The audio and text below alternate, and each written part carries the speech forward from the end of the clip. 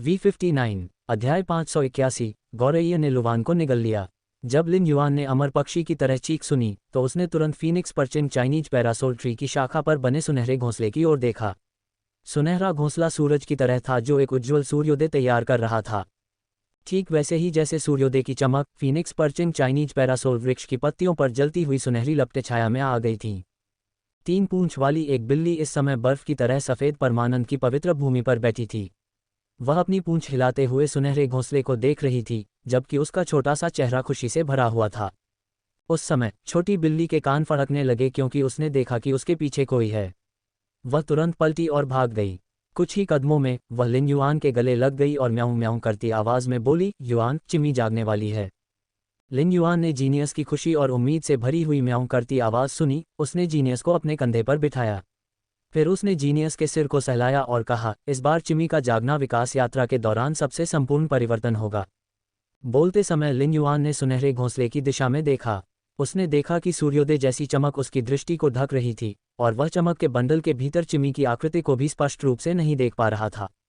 उम्मीद के अलावा लिन युआन वास्तव में चिमी की गुणवत्ता को फैंटेसी 3 में अपग्रेड करने के बारे में अधिक चिंतित था।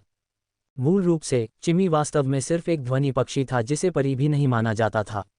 लेकिन लिन युआन की क्षमता के कारण ये बड़ी मात्रा में शुद्ध आत्मा क्यूई प्राप्त करने के बाद विकसित हुआ था। इसका मतलब ये था कि चिमी द्वारा उठाया गया हर कदम वास्तव में साउंड बर्ड के वंश के लिए एक नई सीमा थी। हर कदम जीवन की खोज थी जो बाधाओं और परेशानियों से भरा था। चिमी जैसे निम्न श्रेणी के जीवन रूप के लिए जो एक समय में एक कदम के साथ विकसित हुआ, एक काल्पनिक नस्ल के रूप में इसकी गुणवत्ता को उन्नत करना वास्तव में बहुत कठिन था। यदि लिन युआन ने संयोगवश फीनिक्स परचिन चाइनीज पैरासोल ट्री प्राप्त नहीं किया होता, जो कि चिमी की गुणवत्ता को उन्नत करने के लिए उपयुक्त था, तो लिन युआन ये गारंटी देने की हिम्मत नहीं करता कि वह इस समय चिमी को फैंटेसी 3 तक पहुंचने में मदद कर सकता है, भले ही उसके हाथों में सभी संसाधन हो। ऐसा इस तथ्य के कारण था कि फीनिक्स परचिन चाइनीज पैरासोल वृक्ष एवियन प्रकार के परी के रक्त की गुणवत्ता को उन्नत करते हुए उसे शुद्ध कर सकता था। एक निश्चित संभावना ये भी थी कि यह एवियन प्रकार के फे की रक्त रेखा को लुवान एक प्रजातियों की ओर उत्परिवर्तित करने की अनुमति देगा। फैंटेसी 3 में अपग्रेड का उपयोग करते समय ये चिमी को अपनी वंश रेखा पर दृढ़ रहने की अनुमति देगा। इस बाधा को चिमी के विकासवादी इतिहास में सबसे बड़ी बाधा कहा जा सकता है। एड्स बाय पब फ्यूचर, यदि वह पार हो गया तो अपने पंख फड़फड़ाकर बादलों में उड़ सकेगा। जीनियस की बुद्धि के कारण वह स्वाभाविक रूप से लिन युआन के शब्दों को समझने में सक्षम था। जीनियस ने तब तनाव में आकर घबराहट से पूछा, युआन, क्या चिमी अपने पिछले विकास की तरह दर्द में होगी? जीनियस को अभी भी याद है कि कैसे चिमी ने ट्वाइलाइट स्टारबर्ड में विकसित होने पर दर्दनाक विलाप किया था। इसके अलावा लिन युआन ने कहा था कि यह चिमी के विकास में सबसे बड़ा परिवर्तन था, इसलिए इसने जीनियस को बहुत चिंतित कर दिया। लिन युआन ने तुरंत जवाब दिया, चिमी की विकास प्रक्रिया दर्दनाक हो सकती है, लेकिन दुर्घटनाओं की संभावना बहुत कम है। जब एक काल्पनिक नस्ल की रक्त रेखा विकास के दौरान शुद्ध हो रही होती है तो उसे शायद ही कभी किसी खतरे का सामना करना पड़ता है, मिथक नस्ल के विपरीत जिसे गुणवत्ता के प्रत्येक उन्नयन के साथ विश्व सफाई का अनुभव करने की आवश्यकता होगी और उसे जलाकर राख कर दिया जा सकता है। इसलिए जब चिमी अपने वंश को शुद्ध कर रही होगी तो उसे अधिक से अधिक थोड़ा ही कष्ट होगा। जीनियस को आखिरकार राहत महसूस हुई और वह लिन युआन के कंधे पर लेट गया। फिर वह बिना पलक झपकाए सुनहरे घोंसले की दिशा में देखने लगा। लिन युआन जीनियस और चिमी के बीच के रिश्ते को देखकर आश्चर्यचकित था। उसी क्षण एक सघन चमक उत्सर्जित हुई और अंततः चिमी की आकृति प्रकट हो गई। वर्तमान में चिमी के नीले पंखों पर बहुत विशिष्ट बादल पैटर्न थे और यहाँ तक कि बादल पैटर्न के भीतर तारे भी तीव्रता से चमक रहे थे। अचानक चिमी ने असामान्य रूप से दर्दनाक चीख निकाली, मानो उसका खून सूख रहा हो। दर्दनाक चीख के बाद चिमी का शरीर फिर से चमकती हुई धूप की एक परत में ढक गया। लेकिन इस बार सूरज की रोशनी चिमी के शरीर को छिपाने में सक्षम थी, लेकिन वह खून के धुंध को नहीं छिपा सकी। सूर्य के प्रकाश में रक्त की धुंध को देखकर जीनियस के चिंतित पंजे अनायास ही बाहर निकल आते हैं और लिन युआन के आत्मा क्यूई कपड़ों पर गहरा घाव कर देते हैं। लिन युआन का दिल भी दर्द महसूस कर रहा था, लेकिन वह कुछ नहीं कर सकता था। वह जानता था कि चिमी एक रक्तरेखा विकास से गुजर रहा था जो अनिवार्य था। जीनियस 100 सवालों वाला जानवर था जिसे भी फी नहीं माना जाता था। जब जीनियस एक फैंटेसी नस्ल में विकसित हुआ और फैंटेसी 3 में अपग्रेड हुआ तो उसे भी चिमी जैसी ही प्रक्रिया से गुजरना होगा। एड्स बाय पब फ्यूचर, जब फीनिक्स परचिन चाइनीज पैरासोल ट्री पर सुनहरी पत्तियों से चमकती रोशनी परावर्तित होती थी तो यह असाधारण रूप से सुंदर दिखता था। हालांकि चिमी ने एक पल के लिए भी अपनी दर्दनाक चहचहाहट बंद नहीं की। लिन युआन इतना संवेदनशील था कि उसने देखा कि चिमी की दर्दनाक चीख में अचानक एक विशेष आभा थी। यह उसी प्रकार की आभा थी जो तब उत्सर्जित हुई थी जब ब्लैकी फ्लड ड्रैगन प्रजाति के रक्तवंश को जागृत कर रहा था। हालांकि आभा की अनुभूति बहुत अलग थी।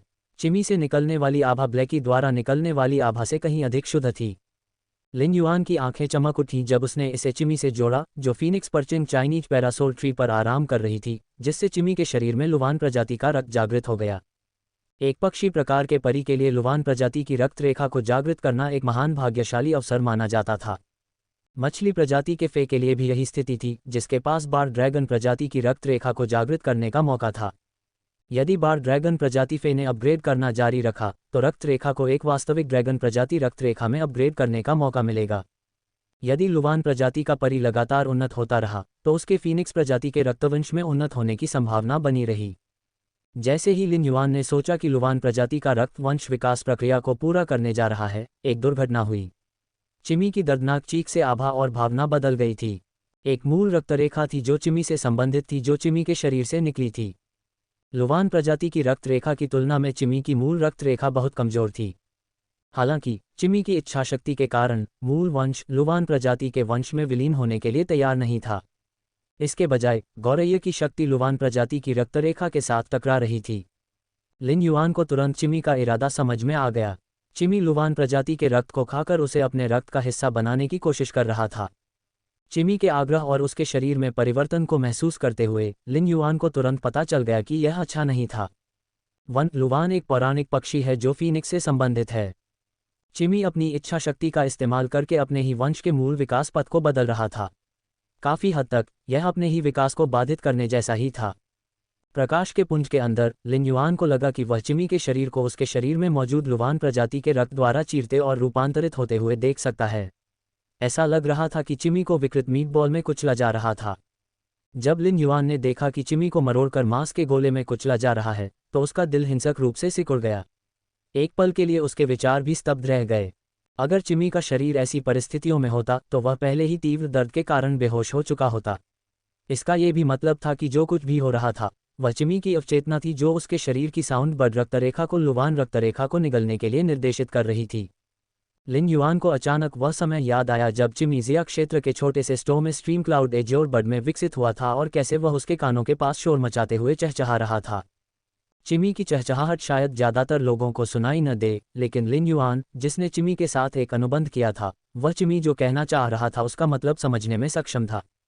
देखो युआन, क्या मेरा साउंड थ्रस्ट अविश्वसनीय नहीं है? चिमी का गायन भी अब बहुत अच्छा है और मैं युआन और जीनियस की रक्षा भी कर सकता हूँ। लिन युआन ने उस समय चिमी की चहचहाहट पर बिल्कुल भी ध्यान नहीं दिया था। आखिरकार उसे अभी भी यकीन नहीं था कि वह एक लड़ाकू प्रकार की आत्मा क्यूई पेशेवर बन पाएगा या नहीं। हालांकि जब चिमी ट्वाइलाइट स्टारबर्ड में विकसित हो गया था, लिन युआन ने देखा था कि चिमी अपने साउंड बर्ड वंश अलोकप्रिय साउंड प्रकार के प्रति बहुत जिद्दी था।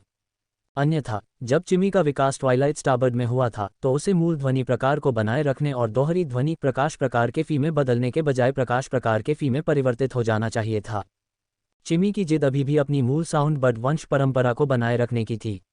अपनी साउंड बर्ड वंश परंपरा को बचाए रखने के लिए वह लुवान वंश परंपरा को नष्ट करने के लिए साउंड बर्ड वंश परंपरा का उपयोग करने की बेतहाशा कोशिश कर रहा था। चिमी के आग्रह पर लिन युआन को स्वाभाविक रूप से चिमी के ठेकेदार के रूप में अपना समर्थन देना पड़ा। लिन युआन ने कभी भी चिमी को अपने परी की तरह नहीं माना था, वह चिमी को अपने परिवार की तरह मानता था। इसलिए लिन युआन विकास की प्रक्रिया के दौरान ठेकेदार के रूप में चिमी के अवचेतन विकल्प को बदलने के लिए खुद को नहीं ला सका। अन्यथा लिन युआन अपनी आध्यात्मिक शक्ति और ठेकेदार के रूप में अपनी स्थिति का उपयोग करके चिमी के अवचेतन को आदेश दे सकता था कि वह लुवान वंश को उसके साउंड बर्ड वंश के साथ उपभोग करना बंद कर दे। ये लुवान वंश को साउंड बर्ड वंश को उपभोग करने की अनुमति देगा, जिससे यह एक सफल विकास बन जाएगा। लिन युआन ने चिंता के साथ अपना हाथ हिलाया क्योंकि उसने स्पिरिट लॉक स्थानिक क्षेत्र के भीतर परमानंद की शुद्ध भूमि को सक्रिय किया था। सफेद रेत जो सफेद जेड की चमक के साथ चमक रही थी, एक नम चमक बिखेर रही थी। नम चमक बिल्कुल शुद्ध सफेद जुगनू की तरह थी जो परमानंद की शुद्ध भूमि से उड़कर आई थी, और ये लगातार चिमी को घेरने वाले प्रकाश के पुंज के चारों ओर इकट्ठा हो रही थी। नम चमक चिमी के विकृत शरीर को पोषण और उपचार दे रही थी। हालांकि परमानंद की शुद्ध भूमि की क्षतिग्रस्त जड़ों को ठीक करने की क्षमता केवल ये सुनिश्चित कर सकती थी कि लुवान रक्तरेखा के हिंसक प्रतिरोध के कारण चिमी का शरीर टुकड़ों में नहीं फटेगा। ये चिमी को पूरी तरह से ठीक नहीं कर सका। उस समय जीनियस ने धीरे से लिन युआन के कंधे से छलांग लगाई और प्रकाश के बंडल के अंदर चिमी को देखा। उसकी चिंतित आंखें अब नीली से लाल हो गई थीं।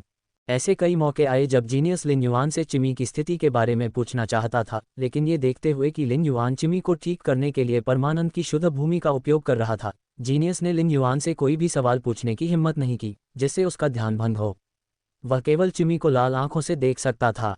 जीनियस अपने अगले पंजे एक साथ इस तरह जोड़ रहा था मानो वह प्रार्थना कर रहा हो कि चिमी इस बाधा को पार कर जाए।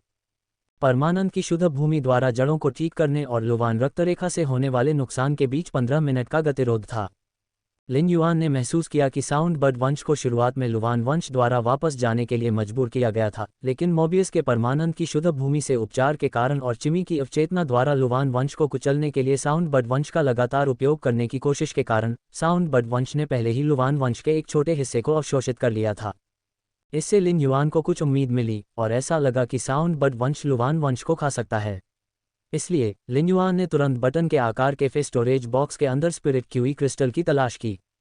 इससे पहले जब लिन युआन ने जैस्मीन लिली को प्लेटिनम फैंटेसी 3 तक बढ़ाने के लिए स्पिरिट क्यूई क्रिस्टल का उपयोग किया था तो केवल 71 स्पिरिट क्यूई क्रिस्टल ही बचे थे।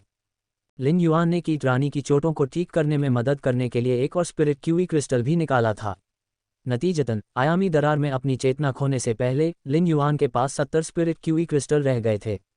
लेकिन जब लिन युआन बेहोश हो गया तो स्पिरिट लॉक स्थानिक क्षेत्र ने 2 और नए स्पिरिट क्यूई क्रिस्टल का उत्पादन किया। इस तरह लिन युआन के पास अब कुल 72 स्पिरिट क्यूई क्रिस्टल थे। लिन युआन ने 72 स्पिरिट क्यूई क्रिस्टल में से 20 क्रिस्टल लिए और उन्हें उस चमक में फेंक दिया जो चिमी को घेरे हुए थी।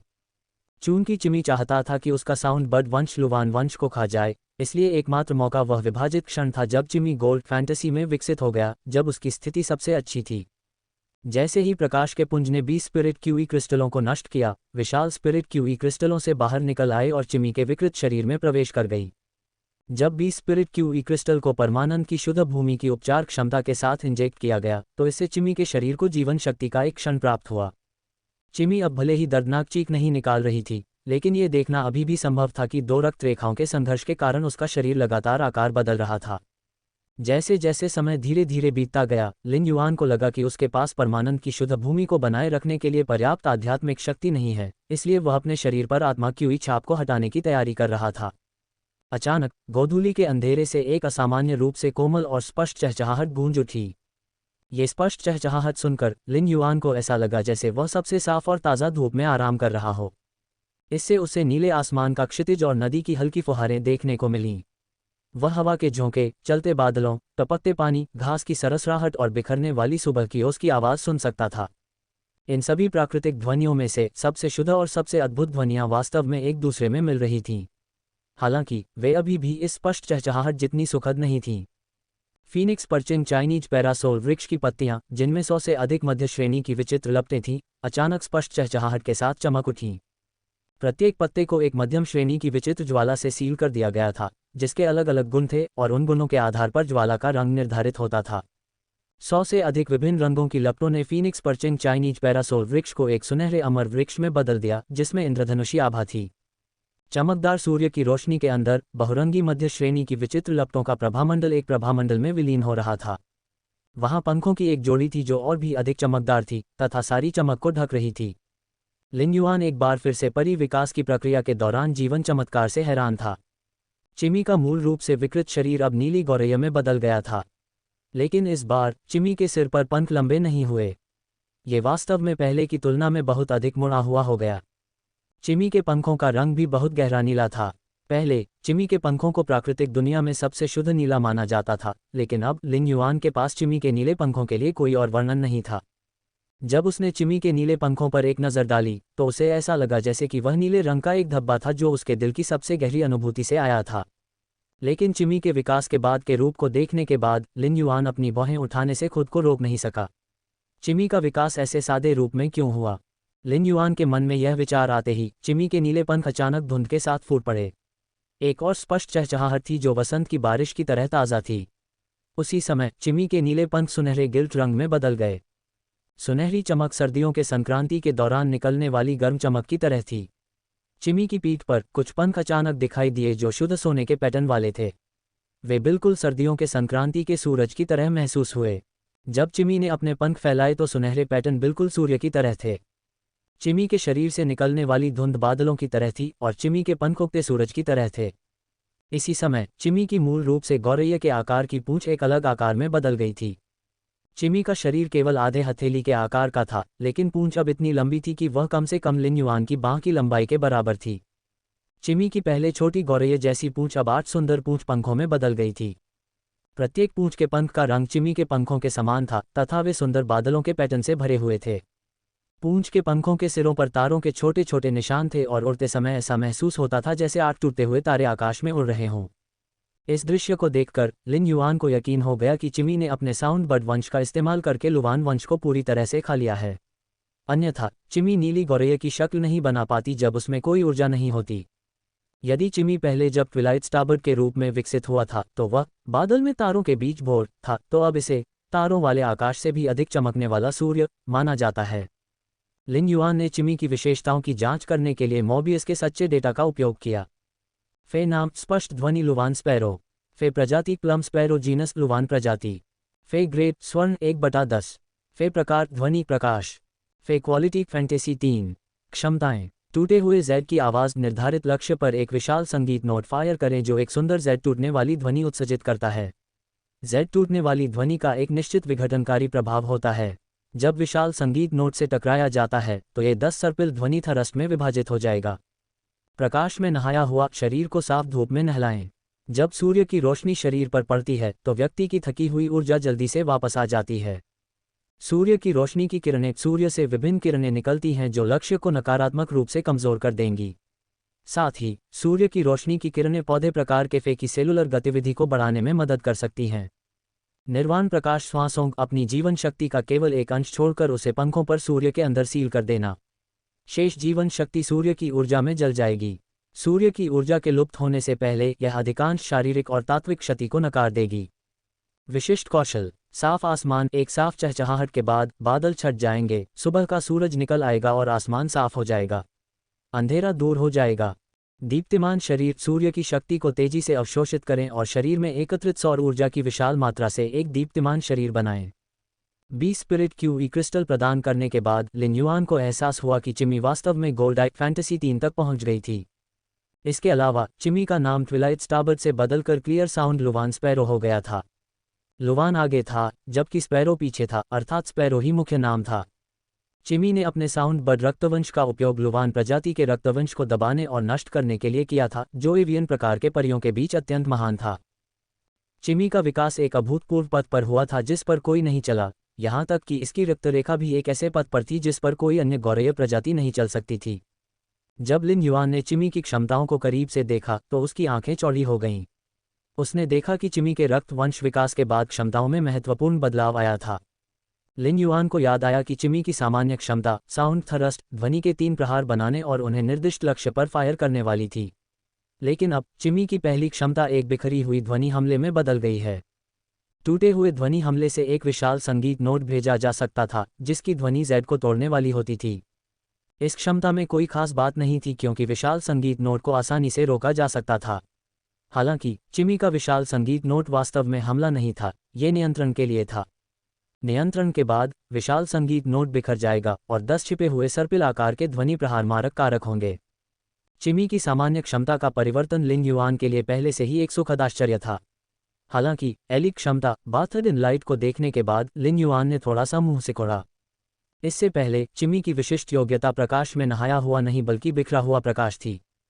चाइमी अपने शरीर से प्रकाश की बिखरी हुई किरणें उत्सर्जित कर सकता है जिससे उनका झुलसाने वाला और नियंत्रित प्रभाव हो सकता है। बिखरी हुई रोशनी का नियंत्रण और झुलसाने वाला प्रभाव भले ही शक्तिशाली न हो, लेकिन वे चिमी के लिए हमले के तरीकों को बढ़ा रहे थे। अब जबकि बिखरा हुआ प्रकाश में नहाया हुआ में बदल गया था तो आक्रमण और नियंत्रण क्षमता सहनशीलता क्षमता में बदल गई थी। लेकिन जब उपचार क्षमता की बात की गई तो लिन युआन पहले से ही एक उपचार प्रकार की आत्मा क्यूई पेशेवर थी। ग्रेड के संदर्भ में लिन युआन की jasmine lily bird of mountain Z पहले ही प्लेटिनम फैंटेसी 3 तक पहुंच चुकी थी। भले ही चमेली लिली का उपचार प्रकार के परी के रूप में मार्ग बहुत उचित नहीं था, लेकिन यह मानना होगा कि इसे लिन युआन के सबसे मजबूत परियों में से एक माना जाता था। चमेली लिली लिन युआन के लिए अपने अधिकांश परियों को प्रभावी ढंग से ठीक करने के लिए पर्याप्त थी। सिल्वर एबिलिटी सनलाइट रेज के मामले में पहले की तुलना में इसमें ज़्यादा अंतर नहीं था। हालांकि इसमें एक अतिरिक्त विशेषता थी जो प्लांट टाइप फे की सेलुलर गतिविधि को बढ़ाना था। इस क्षमता को देखकर लिन युआन को तुरंत रेड थॉर्न का ख्याल आया। ये सिर्फ रेड थॉर्न ही नहीं था, रेड थॉर्न द्वारा उत्पादित फूलों का समुद्र भी पौधे प्रकार के फे थे। पौधे प्रकार के फे की सेलुलर गतिविधि को बढ़ाने का मतलब था उनकी पुनर्योजी क्षमता को बढ़ाना। ये रेड थॉर्न के फूलों के समुद्र के साथ एक अच्छा तालमेल था। चूंकि चिमी ने दुश्मन इकाई पर हमला करने के लिए सूर्य के प्रकाश की किरणों का उपयोग किया था, यदि दुश्मन इकाई के पास लाल कांटों के फूलों का फैला हुआ समुद्र होता तो सूर्य के प्रकाश की बढ़ी हुई गतिविधि के तहत फूलों के समुद्र की समग्र लड़ाकू क्षमता में भी सुधार होता। जब लिन युआन ने गोल्ड फैंटेसी में विकसित होने के बाद चिमी की नव अर्जित क्षमता निर्वाण लाइट श्वासों की जांच की तो उसने अवचेतन रूप से अपने हाथ से अपने माथे को थपथपाया। लिन युआन ने असहायता से अपना सिर हिलाया, चिमी की ओर देखा जो खुशी से उसकी ओर उड़ रहा था और उसके बाहरी कान पर उतरने की तैयारी कर रहा था। ये बात समझ में आती है कि चिमी के विकास के दौरान वह अपनी साउंड बर्ड वंश परंपरा में हठपूर्वक बनी रही, लेकिन वह इतनी लापरवाह कब हो गई। इसका निर्वाण प्रकाश श्वासों चिमी के शरीर की सारी जीवन शक्ति को सूर्य की ऊर्जा में जला सकता था, जो विस्फोट के माध्यम से चोट पहुंचाने के लिए जीवन शक्ति का आदान प्रदान करने के साधन के बराबर था। जब इसका उपयोग इसके दीप्तिमान शरीर के साथ किया जाता है तो ये कई आक्रमण रणनीतियों के साथ सीधे विस्फोट कर सकता है। इसके अलावा चिमी की जीवन शक्ति से सूर्य प्रकाश ऊर्जा के लुप्त होने से पहले यह अधिकांश भौतिक और तात्विक क्षति से प्रतिरक्षित होगी। रेडिएंट बॉडी में प्रवेश करने के लिए निर्वाण लाइट श्वासों का उपयोग करने के बाद चिमी की रक्षात्मक क्षमता में बहुत सुधार होगा।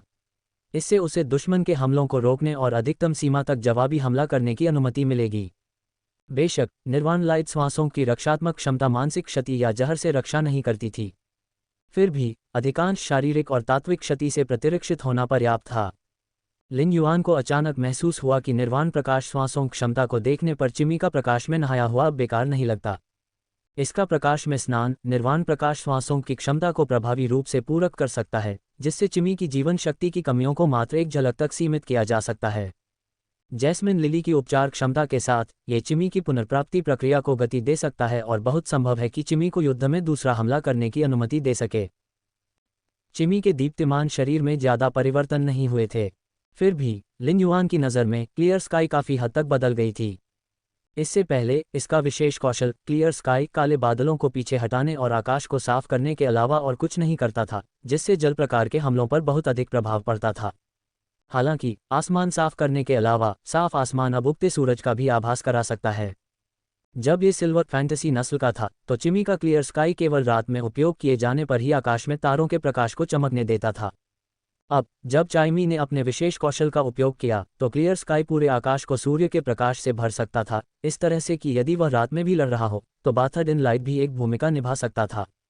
उसी समय लिन युआन ने सोचा कि विकास के बाद क्लियर स्काई थोड़ा विशेष हो गया है। ट्रू डेटा ने दिखाया था कि क्लियर स्काई उगते सूरज को जगा सकता है, जो कि गोल्ड फैंटेसी नस्ल के लोगों के लिए स्वाभाविक रूप से असंभव था। वर्तमान में चिमी अधिकतम रात में ही दिन का प्रकाश उत्पन्न कर सकती है। हालांकि यदि यह क्लियर स्काई का उपयोग करते हुए मिड ब्रीड में विकसित हो गया तो क्या ये रात में सूर्य को जागृत करने और अंधेरे को प्रकाश में बदलने में सक्षम होगा। अंधकार को दूर भगाने वाले क्लियर स्काई के नए प्रभाव ने लिन युआन को अपना सिर खुजलाने पर मजबूर कर दिया। ऐसा लग रहा था कि क्लियर स्काई अब डार्क टाइप फेस को भी नियंत्रित कर सकता है। लिन युआन ने चिमी की क्षमताओं और विशेष कौशल का इतनी बार अनुभव किया था कि वह उनसे बेहद परिचित था। फिर भी युद्ध में उनके ठोस प्रभाव स्पष्ट रूप से उसके स्पिरिट लॉक स्थानिक क्षेत्र में प्रदर्शित नहीं किए जा सकते थे। यदि लिन युआन चिमी को अब अपनी निर्वाण प्रकाश श्वासों क्षमता का उपयोग करने देता है, उसके बाद उसकी दीप्तिमान देह का उपयोग करता है, जो कि उसके स्पिरिट लॉक स्थानिक क्षेत्र में उनकी आक्रमण क्षमता के प्रभाव परीक्षण के रूप में है, तो ये लिन युआन द्वारा उसके स्पिरिट लॉक स्थानिक क्षेत्र को स्वयं नष्ट करने के बराबर होगा। उसे लगा कि वह घर तोड़ने जैसा काम नहीं कर सकता। आखिरकार वह कोई हस्की नहीं था।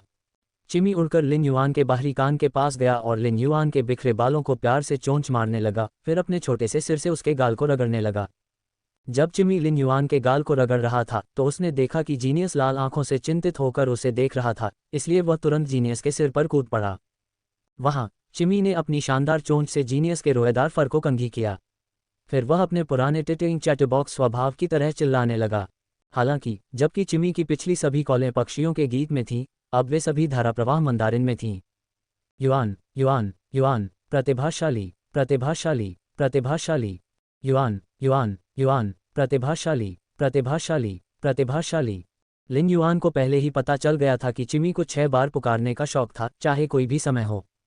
भले ही लिन युआन के इरादे चिमी के समान ही थे, लेकिन बाद वाले ने स्पष्ट रूप से अपने दिमाग का उपयोग किए बिना ही चिल्लाया। लिन युआन भी अपनी आध्यात्मिक ऊर्जा का उपयोग करके चिमी की पुकार के इच्छित अर्थ को स्पष्ट रूप से समझने में असमर्थ था। उन्होंने हमेशा चिमी की 6 कॉलों को ही अपना मंत्र माना था। हालांकि अब जब चिमी सुसंगत रूप से बोल सकता था, तो लिन युआन को अंततः समझ में आ गया। ये पता चला कि जिन 6 कॉलों को उसने चिमी का मंत्र समझा था, वे वास्तव में उसके नाम की 3 कॉलें और जीनियस के नाम की 3 कॉलें थीं। मूल रूप से लिन युआन इंतजार करना चाहता था और देखना चाहता था कि क्या फैंटेसी 3 में विकसित होने के बाद भी चिमी सुसंगत रूप से बात करने में असमर्थ होगा। अगर ऐसा हुआ तो उसने उसे ठीक से प्रशिक्षित करने की योजना बनाई थी। हालांकि अब चिमी किसी भी अन्य व्यक्ति की तरह बातचीत कर सकती थी। इसके अलावा चिमी की मानवीय आवाज़ को किसी भी आवाज़ सक्रिय उपकरण द्वारा अस्वीकार नहीं किया जा सकता था। इसकी मानवीय आवाज़ न केवल कानों को सुखद लगती थी, बल्कि आत्मा की क्यूई से भरपूर थी, जो इसे एक मधुर स्वर प्रदान करती थी। इससे सुनने वाले को असामान्य रूप से सहजता का अनुभव होता था। एक ताजगी भरी अनुभूति उस व्यक्ति पर छा जाती थी, जैसे कि वह घास पर बैठा हो और सूरज की रोशनी से नहाया हुआ नीला आसमान देख रहा हो। लिन युआन ने चिमी की ओर अपनी उंगली बढ़ाई और पक्षी तुरंत उसकी ओर उड़ गया। अपने सिर पर लगे पंखों से लिन युआन की हथेली को खरोंचते हुए चिमी ने कहा, युआन, युआन। चिमी ने सोते समय बहुत सारे सपने देखे थे। चिमी के 80% सपने तुम्हारे और जीनियस के बारे में थे। ऐसा कहने के बाद चिमी को अचानक असहजता महसूस हुई और वह आगे नहीं बोल सका। यह नहीं बताएगा कि इसके शेष 20% सपने किस बारे में थे, भले ही उसे पीट पीट कर मार डाला जाए। वे उसके अपने स्टार वेब लाइव स्ट्रीम के बारे में थे। यद्यपि चिमी सफलतापूर्वक विकसित हो चुका था और अपने रक्त वंश और विकास के संदर्भ में अज्ञात क्षेत्र में प्रवेश कर चुका था, फिर भी लिन युआन जब भी चिमी की पिछली विकास प्रक्रिया के बारे में सोचता था तो उसे असामान्य रूप से चिंता महसूस होती थी। चिमी को देखते हुए लिन युआन ने एक सवाल पूछा जो वह हमेशा से पूछना चाहता था, चिमी, तुम अपने अंदर के साउंड बर्ड वंश की इतनी परवाह क्यों करते हो? लिन युआन की बातें सुनकर चिमी ने अवचेतन रूप से एक बरसाती शाम के बारे में सोचा। जब एक युवक ने इसे कार्डबोर्ड के डिब्बे में बंद करके घर लाया तो इसका पूरा शरीर गंदा हो चुका था। उस समय उस युवक ने बारिश में भीगे उसके पंखों को रुमाल से सुखाया था और फिर अपने सफ़ेद दांतों से उसे देखकर मुस्कुराया था। हौसला मत खोना, छोटे दोस्त। क्या मैं तुम्हें चिमी कह सकता हूँ? मैं तुम्हें ज़रूर एक गाना सिखाऊंगा। चिमी के लिए उस युवक का प्रोत्साहन पक्षी जीवन में प्रकाश की एक किरण की तरह था। ये चिमी द्वारा देखी गई अब तक की सबसे चमकदार किरण भी थी। यहाँ तक कि चिमी ने अपने विकास के दौरान जो सूर्य की तेज रोशनी छोड़ी थी, वह भी उस ताकत की चकाचौंध भरी रोशनी की तुलना नहीं कर सकती थी जो उस युवक ने उसे दी थी। क्योंकि प्रकाश की वह किरण ही उसकी मुक्ति थी। जब चिमी को विकसित होने में असफल होने के बाद कचरे के रूप में समझा गया था और एक वस्तु के रूप में योग्य न होने के कारण उसे एक एड ऑन के रूप में बेचा गया था, इस मुक्तिदायी प्रकाश ने चिमी को बर्फीली ठंडी दुनिया में एक गर्म घर दिया था। चिमी फिर से लिन युआन के बाहरी कान पर उतरी और फुसफुसाया, क्योंकि चिमी हमेशा युआन के बाहरी कान पर खड़े होकर युआन और जीनियस के लिए गाना चाहती है, ठीक पहले की तरह।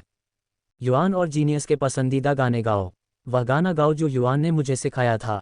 सुनते ही लिन युआन के चेहरे पर तुरंत मुस्कान खिल गई। चिमी, मुझे याद है कि तुमने मुझे गहरी नींद में सोने से पहले गाना गाने का तरीका सिखाने के लिए कहा था। संयोग से मेरे पास एक गाना है जो मैं तुम्हें सिखाना चाहता हूँ। बोलने के बाद लिन युआन ने गुनगुनाना शुरू कर दिया। जब चिमी को पता चला कि लिन युआन उसे गाना सिखाना चाहता है तो उसकी आंखें तुरंत चमक उठीं। ओस की बूंदें मेरी आस्तीन पर गिरती हैं। कोमल सूर्य कमल की नाव पर धीरे धीरे चमकता है। जैसे नरकट हिलते हैं, अबाबिल और गौरैये चहचहाते हैं। खाड़ी के किनारे सफ़ेद चट्टानों के बीच डूबता हुआ सूरज बहती धारा का पीछा करता है। फिर भी लंबी यात्रा के लिए शरद ऋतु की हवा और हरी पत्तियों को दोष दें। दिलों में एकता और साझा योजनाओं के साथ हम एक दूसरे की रक्षा करते हुए उबड़-खाबड़ रास्तों पर चलते हैं। 100 साल मैंने शाम से सुबह तक तुम्हारे साथ बिताए, नदियों और पहाड़ों से घिरा पुराने दृश्य, और मेरी नज़र में आपकी सुंदरता लुभावने परिदृश्य से भी बढ़कर है। चिमी लिन युआन के बाहरी कान से उसके कंधे तक कूद गया और अपना सिर झुकाकर लिन युआन के गीत की धुन के हर नोट को ध्यान से सुन रहा था। ये कहा जा सकता है कि साउंड बर्ड के रूप में चिमी का पहला शिक्षक हमेशा एक व्यक्ति रहा था, और वह व्यक्ति कोई और नहीं बल्कि लिन युआन था। हालांकि जब से चिमी ने लिन युआन को बताए बिना स्टार वेब पर लाइव स्ट्रीमिंग शुरू की थी, तब से ऐसा लगा जैसे उसने गाना सीखने के संबंध में कुछ गलत किया हो। इसलिए जब भी लिन युआन गाता था, चिमी कभी भी उसे यह बताने की हिम्मत नहीं जुटा पाता था कि वह गाना सीखना चाहता है। वह लिन युआन के गीतों को गुप्त रूप से सीखने के लिए केवल एक ध्वनि पक्षी के रूप में अपनी प्राकृतिक संगीत प्रतिभा पर भरोसा कर सकता था। हालांकि गुप्त रूप से सीखने की भावना लिन युआन की स्वैच्छिक शिक्षा को ईमानदारी से अपने कंधे पर रखकर प्राप्त करने की भावना से पूरी तरह से अलग थी। चिमी का छोटा दिमाग ये सोचने से खुद को रोक नहीं पाया कि अगले साल जब लिन युआन को उसका सरप्राइज बॉक्स मिलेगा तो वह कैसा महसूस करेगा। फिर भी चिमी को यह पूर्वाभास था कि स्पैरो वॉयस लोली गॉडेस के रूप में उसका ऑनलाइन कवच जल्द ही नष्ट हो जाएगा। चिमी को यह याद नहीं था कि उसने अपने वंश को विकसित करने के लिए कितनी देर सोया था, और उसे ये भी नहीं पता था कि स्टार वेब पर उसके प्रशंसकों को अब भी यह याद है या नहीं। इससे पहले जब चिमी स्टार वेब पर गाती थी तो वह केवल गाती थी, गीत के बोल के अलावा एक भी शब्द नहीं बोलती थी। अचानक चिमी को यह विचार आया कि अगली बार जब वह लाइव स्ट्रीम करेगा तो अपने दर्शकों का स्वागत लाइव स्ट्रीमिंग रूम में करेगा। हालांकि इससे पहले कि चिमी अपने विचारों को ठोस रूप दे पाती, वह लिन युआन की मधुर आवाज में पूरी तरह से मंत्रमुग्ध हो गई। एक ध्वनि पक्षी के रूप में चिमी के आनुवंशिकी में संगीत के प्रति प्रबल प्रतिभा समाहित थी। स्वाभाविक रूप से संगीत के मामले में इसकी अपनी समझ और प्राथमिकताएं थीं और यह आसानी से अच्छे और बुरे गीतों के बीच अंतर कर सकती थी। ये गीत जो लिन युआन वर्तमान में सिखा रहा था, आश्चर्यजनक रूप से उस पहले गीत के समान था जिसे उसने अथक परिश्रम से सिखाया था। जितना ज्यादा चिमी सुनता उतना ज्यादा वह भावुक होता जाता। वह लिन युआन की आवाज़ पर अपने पंख फड़फड़ाने और हवा में नाचने लगा। उस समय जीनियस लिन युआन के कंधे पर चढ़ गया और चुपचाप लेट गया, जैसे कि वह इससे अधिक आरामदायक नहीं हो सकता था, वर्षों की दुर्लभ शांति का आनंद ले रहा था।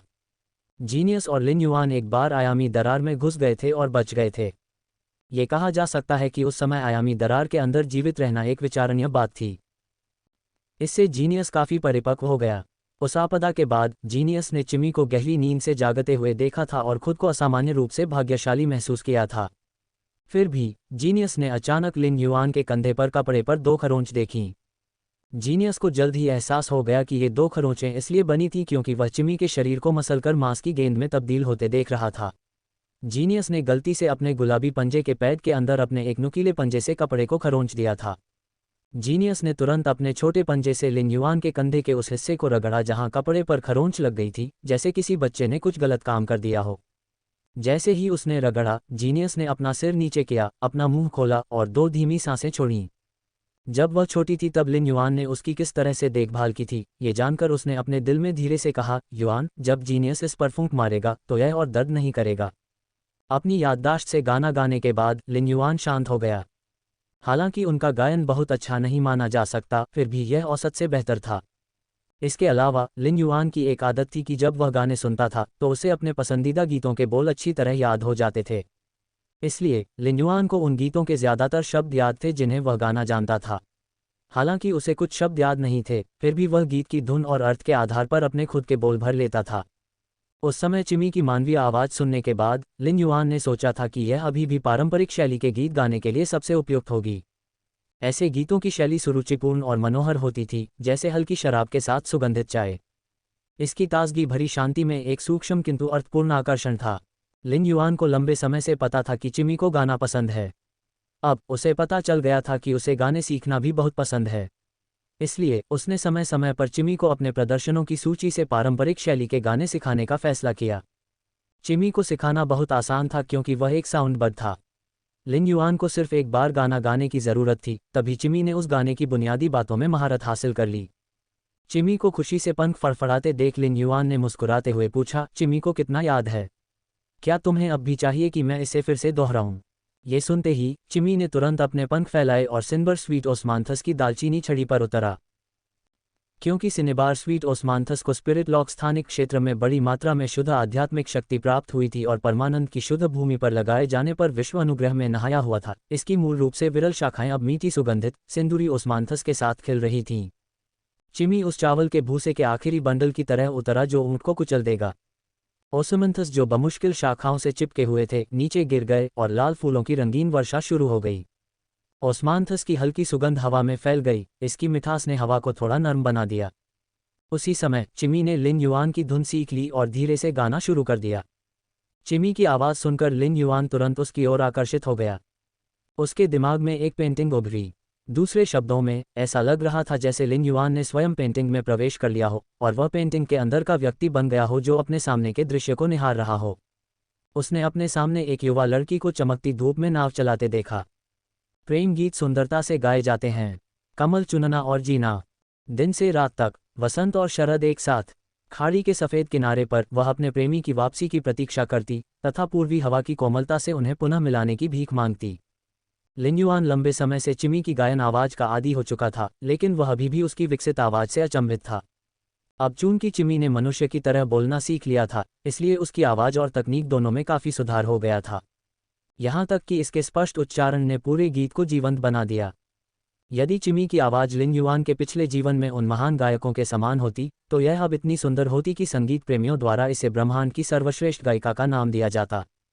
यहाँ तक कि ट्रिसोलारन मूल निवासी भी फूलों और शांति को पसंद करेंगे यदि वे चिमी के गायन की ध्वनि सुनेंगे। फिर भी ये वही क्षण था जब लिन युआन का दिल अचानक कांप उठा। उन्होंने सिनेबार स्वीट ओस्मांथस पर सिनेबार ओस्मांथस होवथिया को फूलों की बारिश में गिरते देखा था।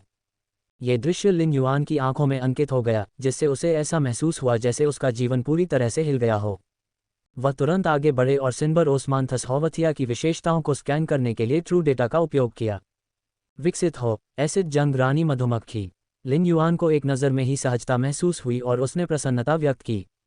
ट्रू डेटा को देखकर लिन युआन को पता था कि सिनबर ओस्मांथस होवथिया सिनबर स्वीट ओस्मांथस की शाखा से इसलिए नहीं गिरा था क्योंकि उसमें कुछ गड़बड़ थी, बल्कि इसलिए क्योंकि उसने प्लेटिनम तक विकसित होने के लिए पर्याप्त ऊर्जा जमा कर ली थी। वह पूरी तरह से विकसित स्वर्ग और पृथ्वी परी बन गई थी जो अब फल दे सकती थी और उसे अब सिनबर स्वीट ओस्मांथस की शाखा पर आराम करने की आवश्यकता नहीं थी। प्रकृति में सब कुछ एक दूसरे पर निर्भर था और हमेशा एक लेन देन का रिश्ता था, जैसे कि सिनेबार ओस्मांथस होवथिया और सिनेबार स्वीट ओस्मांथस। जबकि सिनेबार स्वीट ओस्मांथस अपनी ऊर्जा और पोषण का उपयोग सिनेबार ओस्मांथस होवथिया की खेती के लिए कर रहा था, लेकिन उसने ऐसा निस्वार्थ भाव से नहीं किया। ऐसा करने का उसका मुख्य कारण ये था कि सिनेबार ओस्मांथस होवथिया उसके लिए एक बच्चे की तरह था। दूसरे शब्दों में, सिनेबार ओस्मांथस होवथिया इसका फल था। एक परजीवी प्रकार के स्वर्ग और पृथ्वी परी के रूप में सिनबर ओस्मांथस होवथिया बहुत बुद्धिमान नहीं था। हालांकि उसे अभी भी पता था कि कोई उसकी तलाश कर रहा है। अब लिन युआन देख रहा था कि सिनबर ओस्मांथस होवथिया सिनबर स्वीट ओस्मांथस की ऊर्जा को चूसने के बाद अपने स्वयं के फल का उत्पादन करने के लिए भाग रहा है। लिन युआन बस इतना कहना चाहता था कि सिनबर ओस्मांथस होवथिया को व्यर्थ ही चिंता थी और सिनबर स्वीट ओस्मांथस को व्यर्थ ही चिंता थी, क्योंकि सिनबर स्वीट ओस्मांथस का बच्चा केवल लिन युआन का ही हो सकता था। लिन युआन ने परमानंद की शुद्ध भूमि की सफ़ेद रेतीली मिट्टी में एक गड्ढा खोदा और उसके भीतर परिपक्व सिनेबार ओस्मांथस होवथिया को रोप दिया। फिर उसने हाथ हिलाकर पवन गति तीव्र मृग को बुलाया और उससे कहा, जब तुम देखो कि इसकी छोटी कलियां हरे से चांदी में बदल गई हैं, तो उनमें से कुछ तोड़ लो। पवन गति तीव्र मृग ने लिन युआन का मतलब समझा और अपना छोटा सिर हिलाया। मृग के सिर को सहलाते हुए लिन युआन ने सिनबर ओस्मांथस होवथिया को देखा और सोचा, यहाँ बड़े गृहस्वामी के साथ अपने बच्चों को रखने के बारे में मत सोचो। लिन युआन शुरू में कुछ काम करने के लिए अपने स्पिरिट लॉक स्थानिक क्षेत्र में लौटना चाहता था और उसने चिमी के विकास को देखने के लिए समय पर पहुंचने की उम्मीद नहीं की थी। अब लगभग 3 बजे थे, आधी रात के करीब 4 बजे थे। फिर भी लिन युआन को अभी भी लगा कि उसके पास पर्याप्त समय है। अपने पास बचे हुए 52 स्पिरिट क्यूई क्रिस्टलों का निरीक्षण करने के बाद उसने एक क्षण के लिए विचार किया और सीधे पत्ती के आकार के डायमंड फिश स्टोरेज बॉक्स से रेड थॉर्न को बुलाया। उसने चिमी के विकास का लाभ उठाकर एसिड कोरोजन क्वीन मधुमक्खी को गोल्ड लीजेंड से प्लेटिनम में विकसित करने की योजना बनाई, ताकि रेड थॉर्न की सी ऑफ फ्लावर्स की लड़ाकू क्षमता की भरपाई की जा सके, जिससे सी ऑफ फ्लावर्स में छिपे हत्यारों को बेहतर हत्या के अवसर मिल सकें। आयामी दरार में खतरे का अनुभव करने के बाद लिन युआन को एक प्रकार की अनुभूति प्राप्त हुई थी। चूंकि उसके पास स्पिरिट क्यूई क्रिस्टल थे, इसलिए अपनी शक्ति को अधिकतम करने में कोई हानि नहीं होगी। एसिड कोरोजन क्वीन मधुमक्खी को गोल्ड लीजेंड से प्लेटिनम लीजेंड में विकसित करने के लिए आवश्यक स्पिरिट क्यूई क्रिस्टल की संख्या सिल्वर फैंटेसी फे को गोल्ड फैंटेसी में विकसित करने के लिए आवश्यक संख्या के लगभग बराबर थी। इसलिए एसिड कोरोजन क्वीन मधुमक्खी विकसित करने के बाद भी लिन युआन के पास लगभग 30 स्पिरिट क्यूई क्रिस्टल बचे रहेंगे। ये दैनिक उपभोग के लिए पर्याप्त से अधिक होगा। एक परी के विश्व शुद्धिकरण को लूटने और बड़ी मात्रा में आत्मा क्यूई क्रिस्टल प्राप्त करने के बाद आत्मा क्यूई क्रिस्टल के बारे में लिन युआन का दृष्टिकोण भी सूक्ष्म रूप से बदल गया था। अतीत के विपरीत अब वह अपने आत्मा क्यूई क्रिस्टल के संग्रह का सावधानीपूर्वक हिसाब नहीं रखता था। इसके अलावा उसने पहले से ही अपने दिल में योजना बना ली थी कि परमानंद की शुद्ध भूमि को फिर से विश्व अनुग्रह की लहर में शामिल होने दिया जाए। इस विचार के साथ आने के बाद लिन युआन ने निष्कर्ष निकाला कि वह मिड ब्रीड फेयर्स का सबसे अधिक नफरत वाला व्यक्ति था। परमानंद की शुद्ध भूमि लालची मिथक नस्ल के परियों के समान थी और ऐसा प्रतीत होता था कि वह विश्व शुद्धिकरण के बाद अवतरित होने वाली विश्व कृपा से गुजर रही थी। पवित्र तलवार चलाने वाली रानी लालची मिथ ब्रीड फेस के शरीर में कानून क्रिस्टल थी। इस तरह से सोचने पर लिन युआन को खुद पर बहुत गुस्सा आ रहा था। वह अपना नाम लिन युआन से बदलकर एनोइंग लिन भी रख सकता है। अब उसकी आध्यात्मिक ऊर्जा में अभी भी एक अप्रयुक्त इच्छाशक्ति रून था। Blue flash, purple butterfly, genius और ब्लैकी सभी ब्रॉन्ज एक्स लीजेंड में फंस गए थे, क्योंकि उनके लिए फैंटेसी ब्रीड में विकसित होने के लिए उपयुक्त इच्छाशक्ति रून नहीं था। इसके अलावा रेड थॉर्न केवल मांस और रक्त का सेवन करने पर ही विकसित हो सकता है। इसलिए blue flash, purple butterfly, genius, Blackie और रेड थॉर्न सभी स्पिरिट क्यूई क्रिस्टल का आनंद लेने में असमर्थ थे। अब केवल 2 फेयर ही थे जो स्पिरिट क्यूई क्रिस्टल का उपभोग कर सकते थे, जैस्मिन लिली, चिमी, सोर्स सैंड और एसिड कोरोजन क्वीन बी। चिमी और सोर्स सैंड पहले ही गोल्ड फैंटेसी नस्ल में विकसित हो चुके थे, इसलिए उन्हें एक छोटे ग्रेड को विकसित करने के लिए 10 स्पिरिट क्यूई क्रिस्टल का उपभोग करने की आवश्यकता थी। लिन युआन ने स्वीकार किया कि वह अब उन्हें भोजन देने में असमर्थ है।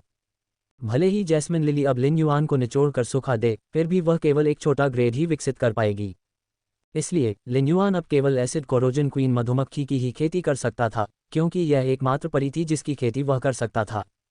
लिन युआन द्वारा बुलाए जाने के बाद रेड थॉर्न की चिकनी बेल लिन युआन की कमर के चारों ओर लिपट गई और अपनी पकड़ ढीली करने से इनकार कर दिया। इसके त्यागने वाले मुख से गर्जना जैसी आवाज भी निकल रही थी। कहने की जरूरत नहीं है, लिन युआन जानता था कि रेड थॉर्न का त्याग का मुख वर्तमान में जल्द दुनिया के आयामी जीवन रूपों के मांस और रक्त को तेजी से पचा रहा था। लिन युआन को रेड थॉर्न को बुलाते देख चिमी और जीनियस रेड थॉर्न की गिल के आकार की पंखुड़ियों के दोनों ओर उतर गए। रेड थॉर्न की गिल आकार की पंखुड़ियों पर गिल तंतु सीधे खुल गए, जिससे लाल फूलों का मूल 1 मीटर व्यास अब 2 गुने से भी अधिक हो गया। Do this 15 minutes a day and earn 17,250 rupees per hour. Check it out. पेट की चर्बी गलाने के लिए 7 टिप्स। गिल तंतुओं ने हल्के से हिलने से पहले जीनियस और चिमी को धुंधले जाल की तरह ढक लिया। इससे जीनियस और चिमी को गिल फिलामेंट्स पर आराम से झूलने में मदद मिली। लिन युआन ने रेड थॉर्न की चिकनी बेल को अपने हाथों से छुआ और अचानक महसूस किया कि यह असामान्य रूप से चिकनी थी। उन्होंने कहा, लाल कांटा एसिड संक्षारण रानी मधुमक्खी को बुलाओ। लिन युआन का आदेश प्राप्त करते ही रेड थॉर्न ने तुरंत अपना त्याग मुख हिलाया और अंदर सो रही एसिड कोरोजन रानी मधुमक्खी कूड़ेदान से निकले कचरे की तरह बाहर गिर पड़ी। एसिड कोरोजन रानी मधुमक्खी परेशान होने के बजाय एक मूर्ख की तरह रेड थॉर्न पर झपट पड़ी। लिन युआन एसिड कोरोजन क्वीन मधुमक्खी के प्रदर्शन को देखकर कांपने से खुद को नहीं रोक सका। अपने दिल में वह एसिड कोरोजन क्वीन मधुमक्खी को एक कलाकार के रूप में देखता था। यह एक स्रोत प्रकार का जीवन रूप था जिसने सिम्पिंग की कला में पूरी तरह से महारत हासिल कर ली थी। लिन युआन ने अपना हाथ बढ़ाकर एसिड कोरोजन रानी मधुमक्खी के फड़फड़ाते पंखों को पकड़ लिया और उसे अपने सामने ले आया।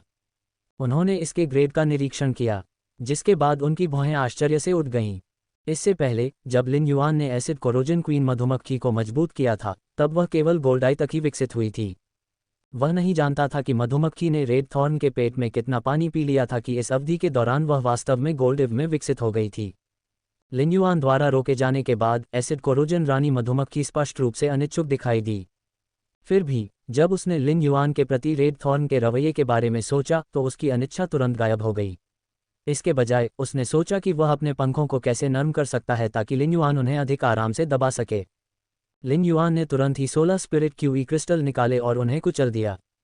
शुद्ध आध्यात्मिक शक्ति की प्रचुरता एसिड कोरोजन रानी मधुमक्खी की ओर बढ़ी, जिससे ये सीधे प्लेटिनम लीजेंड में विकसित हो सके।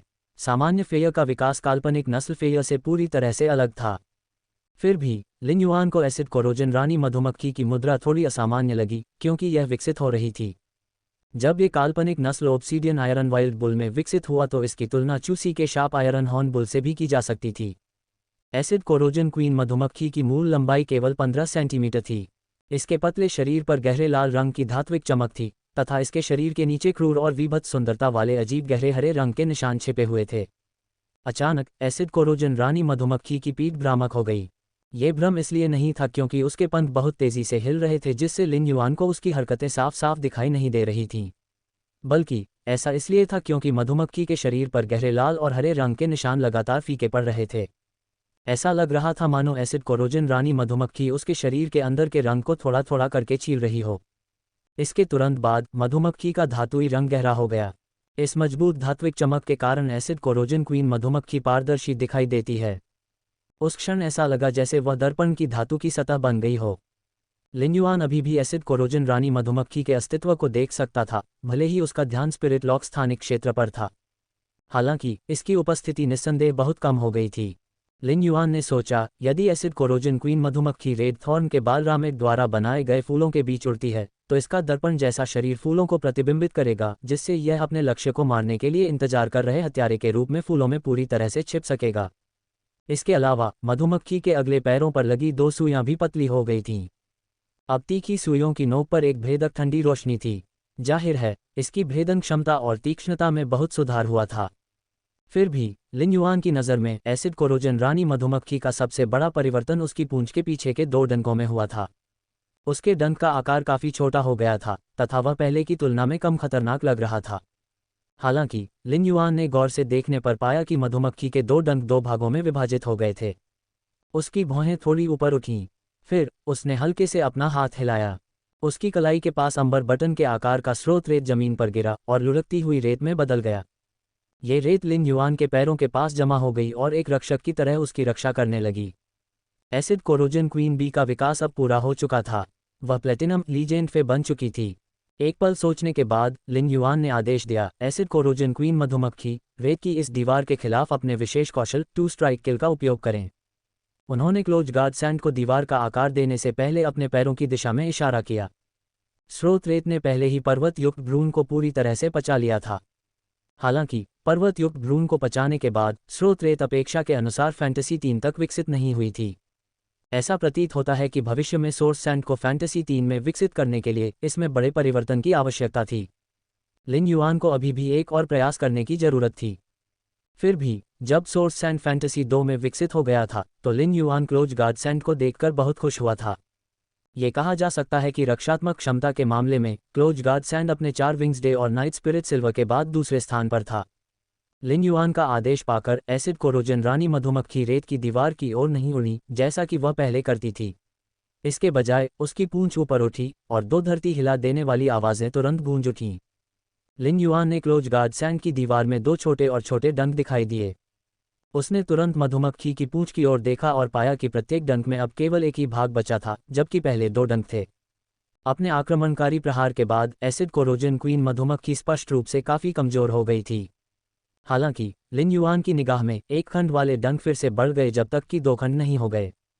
एसिड कोरोजन क्वीन मधुमक्खी की पूंछ से ऊपर देखने के बाद लिन युआन को यह देखकर आश्चर्य हुआ कि क्लोज गार्ड सैंड की दीवार का केंद्रीय क्षेत्र गायब हो गया था। वह तरल पदार्थ की धारा में बदल गया था।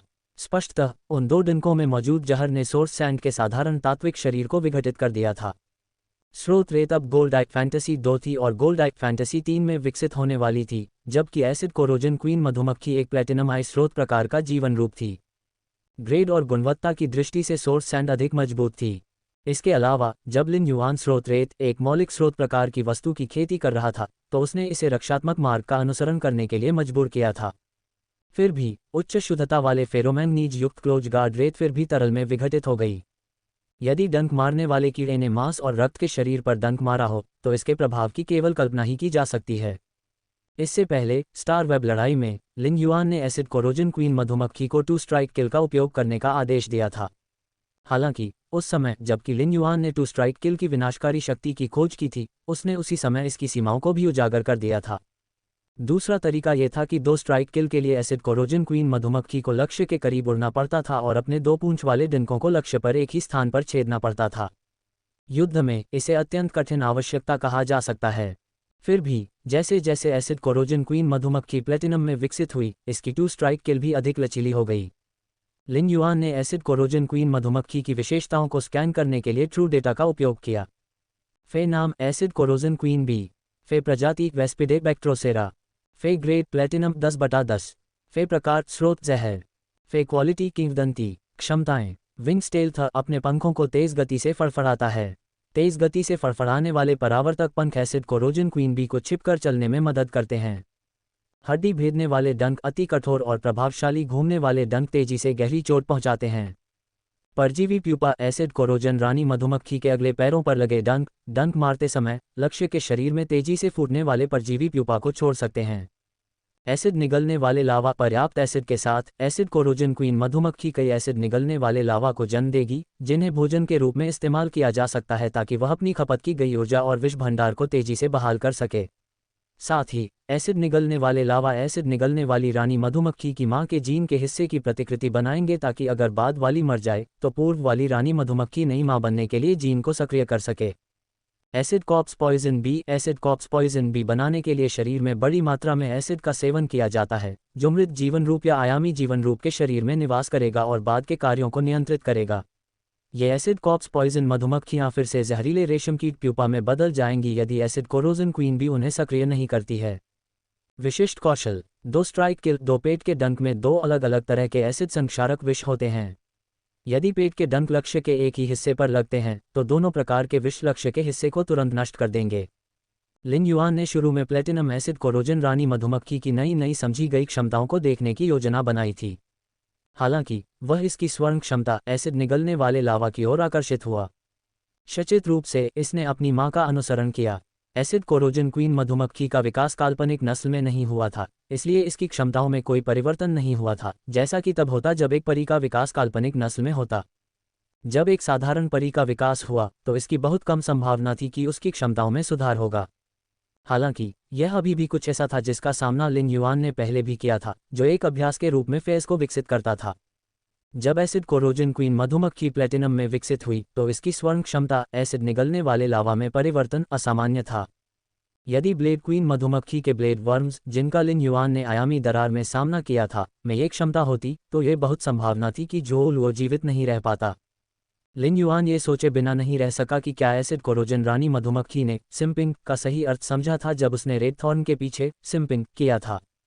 वह एक उत्कृष्ट मूर्ख से एक ऐसे व्यक्ति में बदल गया था जो मृत्यु से नहीं डरता था। इसके अलावा ये मूर्ख जो मौत से नहीं डरता था, उसने मिट्टी से पुनर्जन्म लेने की क्षमता भी हासिल कर ली थी। इससे एसिड कोरोजन क्वीन भी एक ऐसी हत्यारी बन गई जो आत्मघाती हमलों में विशेषज्ञ आतंकवादी से भी अधिक भयानक थी। कौन जानता था कि एसिड कोरोजन क्वीन मधुमक्खी ने रेड थॉर्न के मुंह में पहले से ही कितने एसिड निगलने वाले लावा जमा कर रखे थे। इन एसिड निगलने वाले लावा ने एसिड कोरोजन रानी मधुमक्खी को जीवन और मृत्यु के बीच संतुलन बनाए रखने की स्वतंत्रता दी। मधुमक्खी अपने लावा को लड़ाई में एक उपकरण के रूप में भी इस्तेमाल कर सकती है।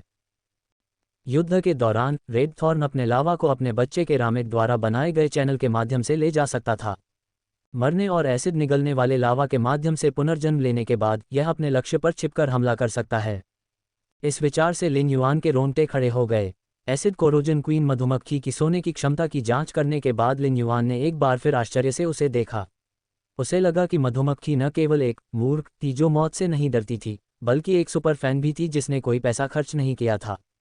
चूंकि एसिड कोरोजन क्वीन मधुमक्खी रेड थॉर्न में परजीवी थी, इसलिए वह अपने संसाधनों को खर्च किए बिना ही रेड थॉर्न के लिए सिम्प कर सकती थी।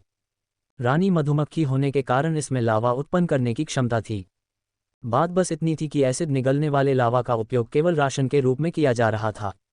अपने लक्ष्य के शरीर के अंदर पलने वाले किसी भी परजीवी प्यूपा के लिए ऊष्मायन के बाद एसिड कोरोजन रानी मधुमक्खी द्वारा खाए जाने से बच पाना कठिन था।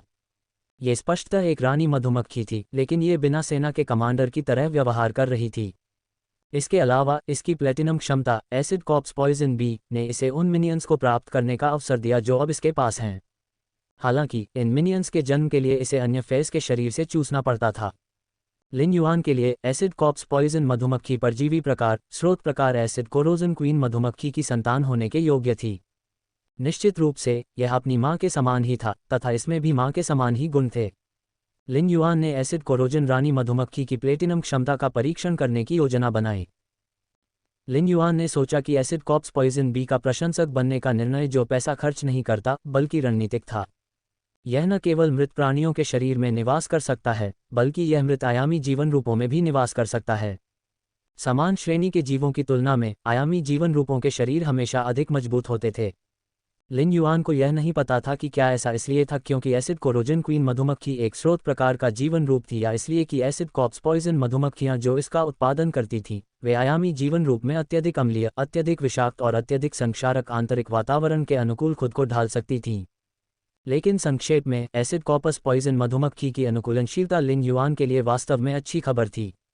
बस उस समय लिन युआन को यह नहीं पता था कि एसिड कोरोजन क्वीन मधुमक्खी के लिए एसिड कॉप्स पॉइजन मधुमक्खी का उत्पादन करने के लिए किस तरह के मृत आयामी जीवन रूप सबसे उपयुक्त होंगे। अचानक उसकी आंखें चमक उठीं। जल जगत के आयामी जीवन रूपों के बारे में क्या? लिन युआन के पास वर्तमान में कोई मजबूत पानी के नीचे की लड़ाई क्षमता नहीं है। क्या वह इसकी भरपाई के लिए इस तरीके का उपयोग कर सकता है? लिन युआन ने तुरंत इस विचार को अस्वीकार कर दिया। जब तक एसिड कोरोजन क्वीन मधुमक्खी रेड थॉर्न के शरीर में थी तब तक दोनों को एक ही अस्तित्व के रूप में देखा जा सकता था। एसिड कॉप्स पॉइजन मधुमक्खियां जिन आयामी जीवन रूपों को खाती थीं वे निस्संदेह फूलों के बीच लड़ाई के लिए उपयुक्त थे। यदि वह जल जगत के आयामी जीवन रूपों का उपयोग करता तो वे लड़ने की क्षमता के मामले में रेड थॉर्न का समर्थन नहीं कर पाते। हालांकि रेड थॉर्न अब पानी के अंदर सांस ले सकता था और उसे लिन युआन के पानी के अंदर लड़ने वालों में से एक माना जा सकता था, लेकिन लिन युआन के पानी के अंदर लड़ाई में शामिल होने की संभावना उतनी ही कम थी जितनी किसी ऐसे व्यक्ति की जो तैर नहीं सकता था। इसलिए भूमि युद्ध के लिए उपयुक्त आयामी जीवन रूपों का उपयोग करना सबसे अधिक लागत प्रभावी होगा। भूमि पर युद्ध के लिए उपयुक्त अनगिनत आयामी जीवन रूप उपलब्ध थे जिनमें से चयन किया जा सकता था। ये सिर्फ इतना था कि लिन युआन को लगा कि वे मजबूत भूमि आयामी जीवन रूप लाल कांटे के फूलों के समुद्र में लड़ने के लिए उपयुक्त नहीं होंगे। हॉर्न डेमन जैसे रसातल आयामी जीवन रूप वास्तव में मजबूत थे, लेकिन अगर वे फूलों के समुद्र में लड़ते तो वे बालरामिट्स को नष्ट कर देते। इससे रेड थॉर्न की लड़ने की क्षमता सीमित हो जाएगी। लंबे समय तक सोचने के बाद लिन युआन ने हार मान ली और प्लेटिनम एलियन कीट हॉट पेनेट्रेटिंग आयरनलाइन को अपने पत्ते के आकार के डायमंड फिश स्टोरेज बॉक्स से बाहर निकाल लिया।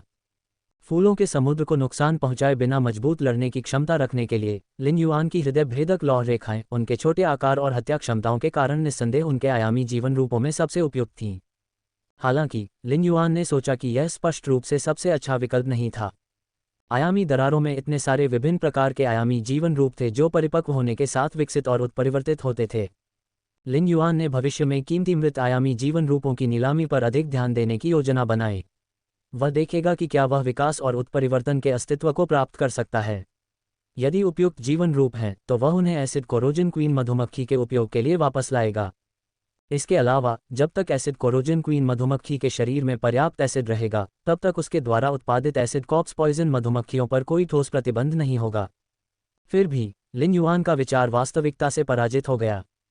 उन्होंने एसिड कोरोजन क्वीन मधुमक्खी को एक हृदय भेदक आयरनलाइन चुनने की अनुमति दी जिसे एसिड कॉप्स पॉइजन मधुमक्खियां उनकी विभिन्न हृदय भेदक आयरनलाइनों में से अपनी सीमा तक नियंत्रित कर सकती थीं। चयन के एक दौर के बाद एसिड कोरोजन क्वीन मधुमक्खी ने प्लेटिनम आई हॉट पेनेट्रेटिंग आयरनलाइन को चुना। लिन युआन की पलकें उछल गईं जब उसने देखा कि यह हृदय भेदक आयरनलाइन के शरीर को भेद रहा है। प्लेटिनम ग्रेड में विकसित होने के बाद एसिड कोरोजन क्वीन बी के डंक असामान्य रूप से तीखे हो गए थे। हालांकि हॉट पेनेट्रेटिंग आयरनलाइन के शरीर को भेदने के लिए अभी भी बहुत प्रयास की आवश्यकता थी। लिन युआन एक विदेशी कीट आयामी जीवन रूप के रूप में हृदय भेदक आयरनलाइन की शक्ति पर आहें भरने से खुद को नहीं रोक सका। एसिड कोरोजन क्वीन मधुमक्खी ने जब हॉट पेनेट्रेटिंग आयरनलाइन को छेदा तो उसका शरीर बुरी तरह कांप उठा। जैसे ही उसने अपने डंक निकाले वह जमीन पर गिर पड़ी और अपने पंख फैलाने की भी ताकत खो बैठी। लिन युआन ने एसिड कोरोजन क्वीन मधुमक्खी को स्कैन करने के लिए जल्दी से ट्रू डेटा का इस्तेमाल किया। लिन युआन को एहसास हुआ कि एसिड कोरोजन रानी मधुमक्खी एक एसिड कॉपस पॉइजन मधुमक्खी पैदा करने के बाद कमजोर हो गई। ये 3 दिनों तक कमजोर रहेगा। एसिड कोरोजन क्वीन मधुमक्खी के एसिड के बारे में ट्रू डेटा के आकलन के अनुसार लिन युआन ने अनुमान लगाया कि एसिड कोरोजन क्वीन मधुमक्खी को एक बार एसिड कॉप्स पॉइजन मधुमक्खी का उत्पादन करने के बाद ठीक होने के लिए 1 महीने की आवश्यकता होगी। लिन युआन को लगा कि एसिड कोरोजन क्वीन मधुमक्खी एक महिला की तरह थी। जन्म के बाद उसे 3 दिन तक आराम करने की ज़रूरत थी और उसके बाद 1 महीने तक आराम करने के बाद ही वह फिर से जन्म दे सकती थी। हालांकि एसिड कोरोजन क्वीन बी का डाउनटाइम बहुत कम था। लिन युआन ने हृदय भेदक लौह रेखा के शेष भाग को संग्रहीत कर लिया जिसे एसिड कोरोजन रानी मधुमक्खी ने अपने हाथ की एक लहर से नहीं चुना था। इस परीक्षण से उन्हें एक आयामी जीवन रूप के शरीर को नियंत्रित करते समय एसिड कॉप्स पॉइजन बी की सीमा को समझने में मदद मिली। आयामी जीवन रूप एसिड कोरोजन क्वीन मधुमक्खी से अधिक शक्तिशाली नहीं हो सकता। कुछ मिनटों के बाद लिन युआन ने देखा कि हॉट पेनेट्रेटिंग आयरनलाइन के अंदर कुछ रेंग रहा था जिसे एसिड कॉप्स पॉइजन मधुमक्खी के साथ इंजेक्ट किया गया था। जब वह चीज़ हृदय भेदक आयरनलाइन के सिर तक पहुंची तो हृदय भेदक आयरनलाइन का शरीर हिलने लगा। लिन युआन ने हॉट पेनेट्रेटिंग आयरनलाइन की हालत को भांप लिया था। भले ही एसिड कॉप्स पॉइजन बी उसे नियंत्रित कर रही थी, लेकिन हॉट पेनेट्रेटिंग आयरनलाइन तब से अलग व्यवहार नहीं कर रही थी जब वह जीवित थी। यदि कोई अंतर माना जाए तो वह ये कि कठपुतली हृदय भेदक आयरनलाइन को डर या दर्द महसूस नहीं हुआ। यह एक नासमझ कठपुतली थी जो केवल एसिड कोरोजन रानी मधुमक्खी की आज्ञा का पालन करती थी। एसिड कोरोजन रानी मधुमक्खी जो जमीन पर गिरी हुई थी, भिनभिनाने जैसी आवाज निकाल रही थी। अचानक कठपुतली हृदय भेदक आयरनलाइन ने अपना शरीर पीछे खींच लिया। धीरे धीरे यह एक काले प्यूपा में बदल गया जिसकी लंबाई लिन युआन की छोटी उंगली से लगभग आधी थी। कमजोर एसिड कॉप्स पॉइजन मधुमक्खी अपने शरीर को हिला नहीं सकती थी, इसलिए लिन युआन ने रेड थॉर्न को निर्देश दिया कि वह अपनी लताओं का उपयोग करके एसिड कोरोजन क्वीन मधुमक्खी और काले प्यूपा को अपने शरीर में इकट्ठा करे। 1 महीना काफी लंबा समय लग सकता है, लेकिन लिन युआन इसे लेकर परेशान नहीं था। इस दर से प्रति वर्ष 12 कठपुतलियां बनाई जा सकती थीं। ये संख्या लिन युआन की अपेक्षाओं से कहीं अधिक थी। एसिड कोरोजन क्वीन बी के विकसित होने के बाद लिन युआन ने रेड थॉर्न को पत्ती के आकार के डायमंड फिश स्टोरेज बॉक्स में संग्रहित किया। फिर उसने रेड थॉर्न को आदेश दिया कि वह रिलिंक्विश की आंखों को अवशोषित करना जारी रखे और ब्लड ब्रू ग्रेपवाइन का पोषण करे। लिन युआन ने देखा कि जीनियस और चिमी फीनिक्स पर्चिंग चीनी पैरासोल पेड़ की शाखाओं पर बैठे थे और गुप्त रूप से काम कर रहे थे। उसे नहीं पता था कि वे किस बात पर ट्विटर कर रहे थे। लिन युआन ने अपना सिर हिलाया, लेकिन उन्हें परेशान नहीं किया। वह अपने काम में लग गया। उसी समय स्रोत रेत ने तेजी से फैलना और सिकुड़ना शुरू कर दिया, जिससे रेत से बहुत सारी चीजें बाहर निकलने लगीं। लिन युआन ने देखा कि ये चीजें सुनहरी डिस्क थीं जिन्हें उसके पास आयामी दरार में वापस संग्रहित करने का समय नहीं था, और 30 स्रोत प्रकार की वस्तुएं थीं जिन्हें उसने बेहोश होने से पहले आयामी हब से छीन लिया था। वह ये देखकर आश्चर्यचकित था कि उसके स्रोत रेत ने उसके बेहोश हो जाने के बाद उसके लिए ये सभी वस्तुएं संग्रहित कर रखी थीं। लिन युआन को लगा कि स्रोत रेत बहुत विचारशील थी। 30 स्रोत प्रकार की वस्तुएं लिन युआन के लिए भी मूल्यवान थीं। हालांकि वह सोने की डिस्क के बड़े ढेर को देखकर अधिक सुखद आश्चर्यचकित था। लिन युआन को अब इन स्वर्ण डिस्कों के साथ आत्मा पूल में ऊर्जा अयस्कों को फिर से भरने में अपने दिन बिताने की आवश्यकता नहीं थी। लिन युआन ने बीटल के आकार के डायमंड फिश स्टोरेज बॉक्स में लगभग 100 स्वर्ण डिस्क संग्रहित किए और उन्होंने वहां मौजूद सभी ऊर्जा अयस्कों को खा लिया। लिन युआन ने स्पिरिट पूल में सुनहरे डिस्क को इकट्ठा किया और बादाम के पत्ते के आकार के तितली के खोल के फूलों के साथ मिलकर एक सुंदर दृश्य बनाया। अब उसे मोबियस द्वारा स्पिरिट लॉक स्थानिक क्षेत्र विकसित करने के बारे में चिंता करने की आवश्यकता नहीं होगी। लिन युआन ने अपने शरीर को हिलाया और 2 गोल्डन कर्टेन पेओनी को फिश स्टोरेज बॉक्स से बाहर निकाला और उन्हें 108 स्टारलाइट घास और 36 फ्लोटिंग क्लाउड फूलों के साथ रख दिया। उन्होंने जो लुओ के कांस्य महाकाव्य डार्क स्नैक ड्रैगन छिपकली और क्षयित मिट्टी छिपकली, साथ ही जलती हुई सूरजमुखी और चूसी के कांस्य एक्स महाकाव्य वज्र तितली को भी बुलाया। कुछ गणना करने के बाद लिन युआन ने शेष 36 स्पिरिट क्यूई क्रिस्टल निकाले और अपने हाथ में 2 स्पिरिट क्यूई क्रिस्टल को कुचल दिया। चूंकि मोबियस अभी भी सो रहा था, लिन युआन को स्पिरिट क्यूई क्रिस्टल से स्पिरिट क्यूई को जलते हुए सूरजमुखी, वज्र तितली, डार्क स्नैक ड्रैगन छिपकली और क्षयित मिट्टी छिपकली में निर्देशित करना पड़ा। जल्द ही चारों फेय कांस्य महाकाव्य से कांस्य किंवदंती में विकसित हो गए। लिन युआन ने आत्मा क्यूई को चारों ओर घुमाना जारी रखा और उसे 108 स्टारलाइट घास, 36 तैरते बादल के फूलों और 2 सुनहरे पर्दे वाले चपरासी पर फैला दिया। लिन युआन ने जो स्टारलाइट घास और तैरते बादल फूल चुने थे, वे ज्यादातर कांस्य साथ एलीक थे। इससे लिन युआन को बहुत अधिक आत्मिक क्यूई नष्ट होने से बचाया गया। सभी पौधों ने अपनी अपनी श्रेणियां और गुणवत्ता विकसित करना शुरू कर दिया। हालांकि लिन युआन की गणना में थोड़ी कमी थी। चूंकि 2 स्पिरिट क्यूई क्रिस्टल पहले से ही 4 फे को विकसित करने के लिए इस्तेमाल किए जा चुके थे, इसलिए पर्याप्त मात्रा में स्पिरिट क्यूई नहीं बची थी। इस प्रकार 20 से अधिक starlight grass bronze x epic तक पहुंचने में असमर्थ थे। कुछ सोचने के बाद लिन युआन ने एक और आत्मा क्यूई क्रिस्टल को कुचल दिया। हालांकि इस बार स्टारलाइट घास के शेष भाग के कांस्य एक्स एपिक में विकसित हो जाने के बाद भी आत्मा क्यूई बची हुई थी। वहां काफी अधिशेष राशि थी।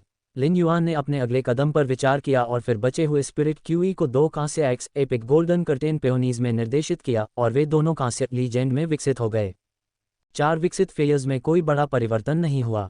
ध्यान देने योग्य एकमात्र परिवर्तन ये था कि क्षयित मिट्टी छिपकली का विकास क्षयित मिट्टी ढाल छिपकली में हो गया था। क्षयित मिट्टी ढाल छिपकली में क्षयित मिट्टी छिपकली की तुलना में अधिक मजबूत रक्षात्मक क्षमताएं थीं, लेकिन ये कोई अलग नहीं दिखती थी। 2 गोल्डन कर्टेन पियोनीज, जो अपने रूप पर निर्भर थे, ने विकसित होने पर अपनी आंखों को सुकून देने वाली बाहरी बनावट को बरकरार रखा। विस्मयादिबोधक चिन्ह, युवा, सुनहरी पंखुड़ियां तेजी से पीछे की ओर मुड़ गईं, जबकि छोटी भीतरी पंखुड़ियां बढ़कर बाहर की ओर फैल गईं।